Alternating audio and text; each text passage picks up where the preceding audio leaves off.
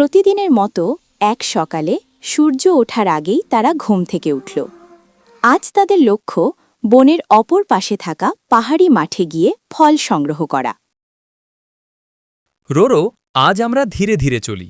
পথটা একটু বিপজ্জনক। আরে কিছু হবে না, আমি পথটা ভালো জানি। এই কথাটাই ছিল রোরোর প্রথম ভুল, বন্ধুর কথা না শোনা।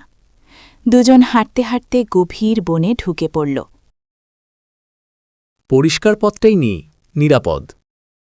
না না, ছোট পথেই যাই, সময় বাঁচবে। ডোডো একটু ভয় পেলেও বন্ধুকে ছেড়ে যেতে চাইল না। ছোট পথে ঢুকতেই চারপাশে কুয়াশা নেমে এলো। পাখির শব্দ থেমে গেল, বনটা অদ্ভুতভাবে নীরব। হঠাৎ রোরো পা পিছলে পড়ে গেল। সে একটি গর্তে আটকে গেল। রোরো চিৎকার করে বলল, ডোডো, আমাকে বাঁচাও। ডোডো চেষ্টা করল টেনে তুলতে, কিন্তু পারল না। রোরো ভয় পেয়ে কাঁদতে লাগল। সব আমার দোষ, আমি তাড়াহুড়ো করলাম। ঠিক তখনই গাছের আড়াল থেকে এক বৃদ্ধ কচ্ছপ বেরিয়ে এলো। বিপদে পড়লে আগে শান্ত হতে হয়।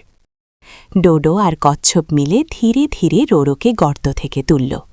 রোরো মুক্ত হয়ে গভীরভাবে শ্বাস নিল। আমি ভুল করেছি, ডোডোর কথা শুনিনি। ভুল সবাই করে, কিন্তু ভুল বুঝে শিখতে পারলেই আমরা বড় হই। আজ তুমি একটা বড় শিক্ষা পেয়েছ। অহংকার আর তাড়াহুড়ো মানুষকে ডুবায়। তারা তিনজন মিলে পরিষ্কার পথ ধরে আবার হাঁটা শুরু করল। কুয়াশা কেটে গেল, সূর্যের আলো বনে ছড়িয়ে পড়ল। পাখিরা আবার ডাকতে লাগল। অবশেষে তারা ফলের মাঠে পৌঁছাল। তারা তিনজন মজা করে ফল খাচ্ছে। আজ যদি ভুল না করতাম, হয়তো এই শিক্ষা পেতাম না। ভুলই আমাদের আসল শিক্ষক। বন্ধুরা, আজকের ভিডিওটি ভালো লাগলে লাইক, সাবস্ক্রাইব করতে ভুলবেন না। ধন্যবাদ।